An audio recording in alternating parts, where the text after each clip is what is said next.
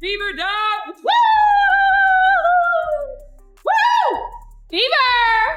Good dub. Ugly, but we found a way to win. Woo. There's one thing this Indiana Fever team has shown us they will do this year. It's not quit on the game. The Indiana Fever down early, come back, take the lead.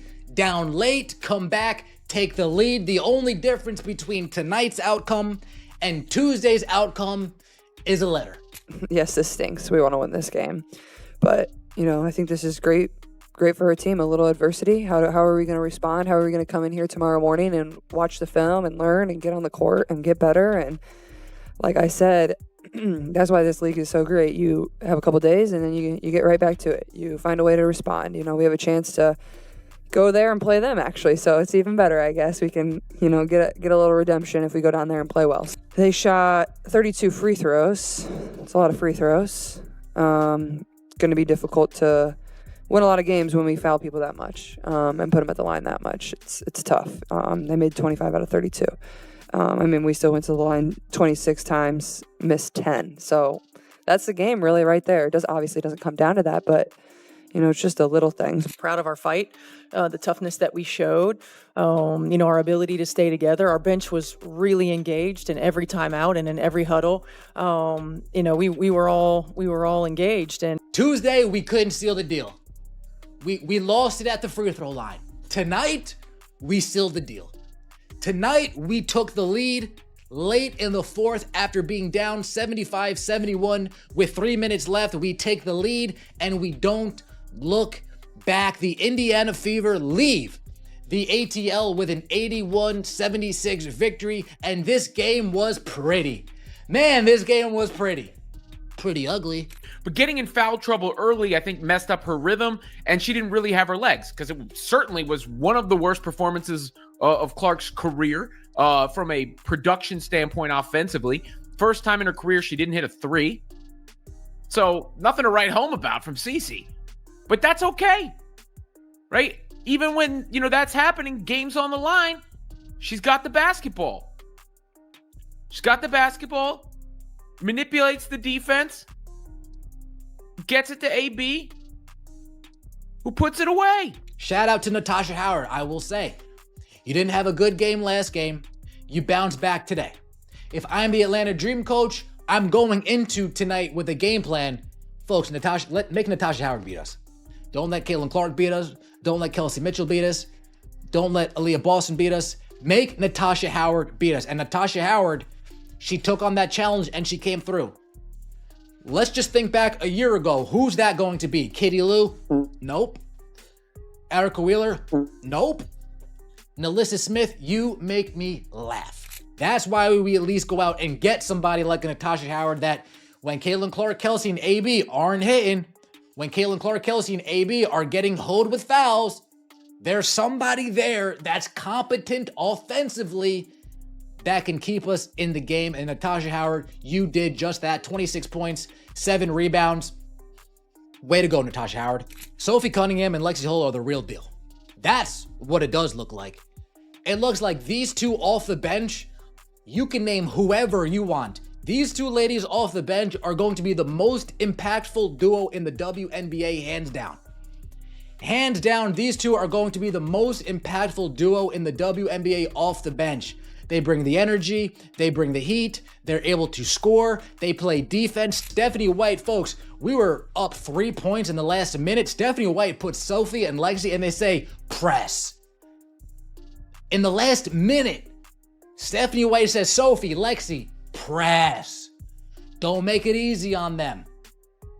Don't let them get into their offense. We got to hassle them. We got to haggle them. We got to get on them. We need to force them to make decisions before they want to. And Sophie and Lexi did just that. Those two, great job tonight. That's toughness on display. Fighting through it. It ain't always going to go your way. And then, like I said, some of the new players, I think Natasha Howard was excellent in this game. She was excellent in this game. And there were some, connections between her and Clark. Then there was Sophie Cunningham, who was also back for the first time, who's just an excellent all-around basketball player. And you could see it here. Clark with the get-ahead to Cunningham and the finish. I mean, Cece's just such a gifted passer. Damaris Dantas, 17 minutes. Yeah, 1 for 5. Stephanie White, again, to her credit. Did you see what she did today with Dantas? Did you see what she did tonight with Dantas? Brittney Griner, are you in? You're in? Cool. Dantas, get in there. Brittney Griner, you're out? Cool. Dantas, get out. Brittney Griner, you're coming back in? Cool. Dantas, get back in. Griner, you're out? Dantas, you're done here. Brittney Griner tried to post up Damaris and failed to post up Damaris. She tried to move Damaris off the block on defense. She failed to move Damaris off the block on defense. Damaris Dantas isn't only a big body, she's a strong SOB. And Brittney Griner found that out firsthand tonight. Look, Ryan Howard was up in her grill all game. And there's the bump, there's the physical challenge there, and some words. Some words for Clark. But if you could see, Clark has some words back. And those words, if you lip read appropriately, or it seems like from the lip readers out there, were, I'm not afraid of you. I'm not afraid of you. I'm not scared of you. I'm sorry. I'm not scared of you. With that, and that's competing. That's good basketball. That's fine. Howard wanted the challenge. I loved it. I love that. You just can't let, people play Clark like they're bumping her at the line of scrimmage and not call a foul. You got to call those fouls. Get them in foul trouble. Overall, it was the response from the Fever that impressed me the most to come away with this win. I said the last game was an impressive loss because things didn't go right and they were almost there and they came back. And this is sort of the, same side of that coin. The silence in the locker room after a crushing defeat can be deafening. It's a place where weaknesses are brutally exposed, where the sting of a loss lingers like a phantom limb, and where doubts begin to whisper their insidious suggestions. But sometimes, in the darkest corners of that post-game quiet, a different sound begins to emerge. A quiet, unshakable promise. A promise of fierce and undeniable revenge. Just 2 days after a soul-crushing loss that left them reeling the Indiana. Fever stepped back onto the court, not just looking for a mere victory, but for absolute unvarnished redemption. What happened next wasn't simply a win, it was a stunning, almost unbelievable transformation, revealing a team with a newfound unyielding toughness and a shocking ability to dominate, even when their biggest, most celebrated star was having one of the quietest, most uncharacteristic nights of her entire career. Get ready to uncover the meticulous strategy, the explosive performances, and the fiery confrontations that allowed the Fever to completely flip the script, proving beyond any shadow of a doubt they're not just a team with a solitary star, but a genuine, formidable championship threat. This is a story about how losing paved the way for something far greater. It began with a brutal public reminder of their deep-seated vulnerabilities. Just a mere 48 hours before their electrifying revenge match, the Indiana Fever endured a gut-wrenching, point-for-point 91-90 loss to the Atlanta Dream on their home court, their supposedly impenetrable fortress, Gainbridge Fieldhouse. This wasn't just another game that agonizingly slipped away. It was a glaring, humiliating expose of every hidden weakness the young team had been desperately trying to conceal. The Atlanta Dream, armed with their formidable size, their towering strength, and a clear tactical advantage, physically overpowered Indiana with a devastating efficiency that should have been impossible on the Fever's own floor. Brittney Griner, the Dream's towering 6'9" center, did exactly what everyone expected, and then some, scoring at will with 21 dominant points. The Fever, lacking a traditional, equivalent answer for her sheer size and undeniable strength, could only watch helplessly as she controlled the paint. Adding to their misery, Ryan Howard picked apart Indiana's defense from every conceivable angle, dropping 20 points of her own. And the statistical dagger, a critical game-deciding disparity at the free throw line. Atlanta sinking a staggering 25 of 32 attempts to Indiana's dismal, momentum-killing 16 of 26.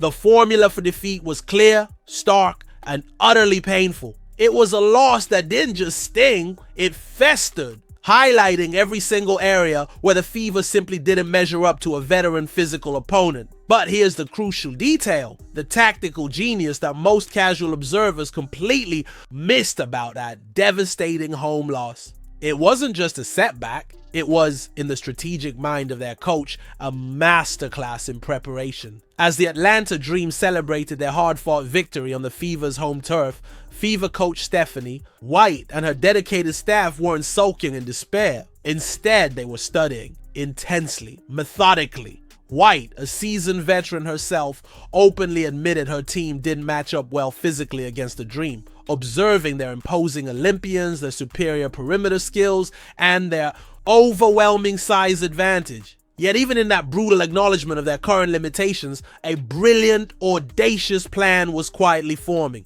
Those next 48 hours between games weren't for lamenting what had gone wrong. They were for relentless, exhaustive film study, for intense game-changing tactical adjustments, and for a complete, profound mental reset. The players, though physically defeated, left that locker room with a different kind of energy. A quiet, smoldering determination to prove their critics wrong. That seemingly crushing home defeat became the precise, potent fuel that would power one of the most satisfying, unexpected road wins of the entire season. The question wasn't if the Fever would bounce back, it was how they would make Atlanta pay in brutal fashion for embarrassing them on their own turf. The stage was set for a shocking turnaround, and then came the moment that utterly shocked everyone watching. The Indiana Fever secured a gritty, hard-fought 81-76 road victory over the Atlanta Dream. But this wasn't just any win. This was a triumph that defied all logic, shattered all expectations, and revealed a new identity, especially considering the truly uncharacteristic performance of their most celebrated marquee player. Caitlin Clark, the superstar known for her electrifying offense, her jaw-dropping court vision, and her signature deep three-pointers, had one of the quietest, most offensively subdued nights of her entire career. She shockingly went 0 for 5 from three-point range, shot a dismal 4 of 11 overall from the field, and finished with a mere 11 points, well below her usual record-setting standards. This marked her first game without a single three-pointer made since her sophomore year of college, a statistical anomaly for a player defined by her range. To compound matters, she picked up 5 personal fouls, severely limiting her effectiveness and keeping her off the floor during crucial stretches. In most teams, when your undisputed superstar struggles so profoundly on the road, it inevitably spells disaster, often a blowout loss. But this game was a powerful, undeniable revelation. It proved, in the most emphatic way possible, that the 2025 Fever had evolved into something entirely different, something far more resilient and dangerous than anyone had ever expected. A team capable of winning ugly, capable of grinding out a victory, even when their biggest, most potent weapon was momentarily silenced. This was a statement win that went far beyond the scoreboard. So if Clark wasn't carrying the offensive load, if her usual heroics were put on pause, who was shouldering the burden? The answer to that question revealed the Indiana Fever's newfound depth, their immense versatility, and the emergence of a supporting cast hungry for the spotlight. Natasha Howard, previously inconsistent, stepped up with an explosive game-high 26 points on an incredible 12 of 17 shooting from the field, completely erasing the memory of her underwhelming performance in the previous game. Howard's transformation was nothing short of dominant, especially in the second half, where she poured in 18 crucial points and grabbed 7 pivotal rebounds, seizing control when the team needed it most. It was as if a challenge had been laid down, and she answered it with a roar. But she wasn't alone in this collective surge. Sophie Cunningham, making her much anticipated return from an ankle injury, made her presence felt immediately, dropping 9 points and sparking an electric 11-0 run that decisively put the Fever back in the lead. Her energy was palpable, igniting both ends of the court, and Lexi Hull continued her strong season, delivering 10 crucial points off the bench, dishing out 4 assists, matching a career high for all-around contribution, and proving that the depth everyone had questioned was not just real but formidable. The Fever's bench alone outscored Atlanta's bench by a staggering 16 points, a complete reversal from their previous matchup where the Dream's depth had given them a major advantage. This wasn't just a team win, it was undeniable proof that the Fever had multiple weapons at their disposal, a dangerous arsenal of talent, capable of thriving even when their superstar had an uncharacteristically quiet night. It was a testament to their growth, their coaching, and their collective belief. While the offense exploded from unexpected sources, the defense executed a masterclass in systematic annihilation, especially against the previously dominant Brittney Griner. At 6'9", Griner should have been an unstoppable force against Indiana's smaller lineup, and she had indeed brutally dominated them in their previous meeting. But this time, something dramatically different happened every single time Griner touched the ball. The Fever players swarmed her from every conceivable angle.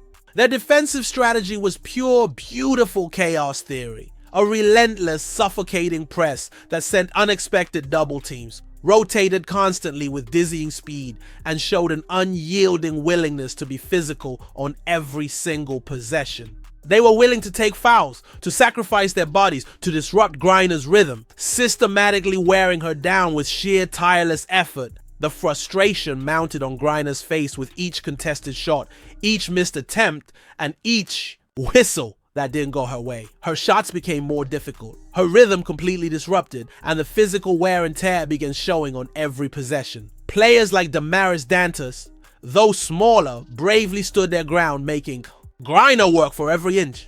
With just under 4 minutes left in the game, the inevitable glorious moment occurred.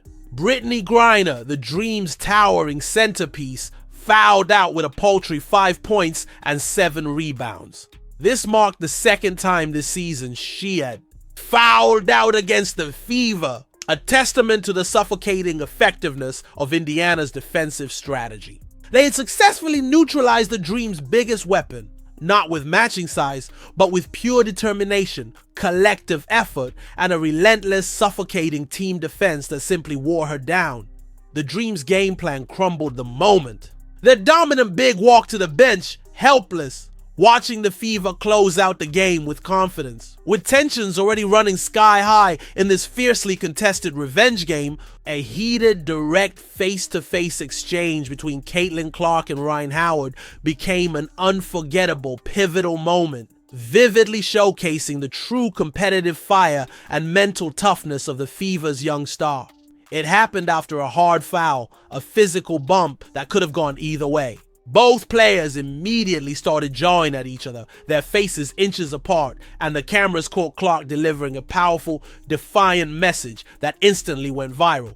Howard, a seasoned veteran and former first overall pick, was clearly trying to intimidate the burgeoning sophomore in a crucial road game, attempting to test her mental fortitude and push her limits. But Clark wasn't having it. She looked Howard straight in the eyes and, lip readers widely suggest, declared with an unshakable ice-cold confidence, "I'm not scared of you."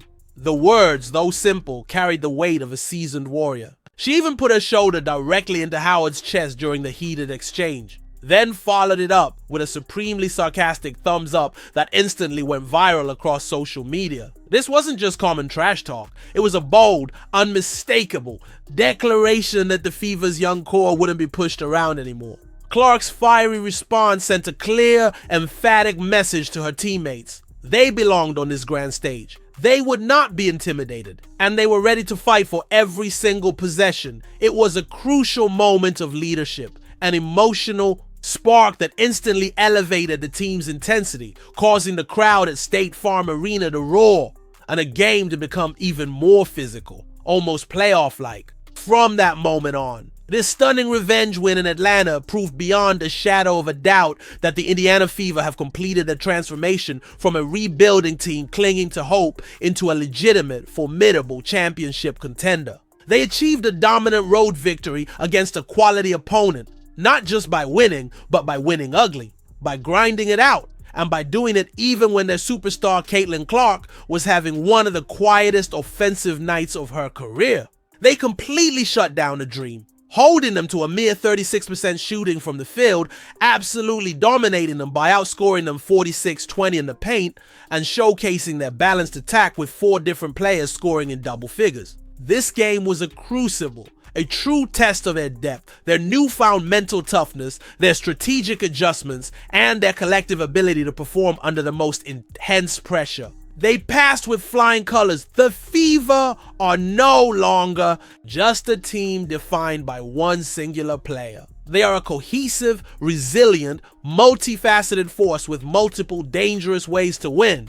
This is the team that will not just compete but potentially dominate in 2025. The question now isn't whether they're ready for a championship run, but when that inevitable thrilling run will begin. What do you think this victory reveals about the Fever's championship ceiling? The future of the WNBA just got a lot more interesting.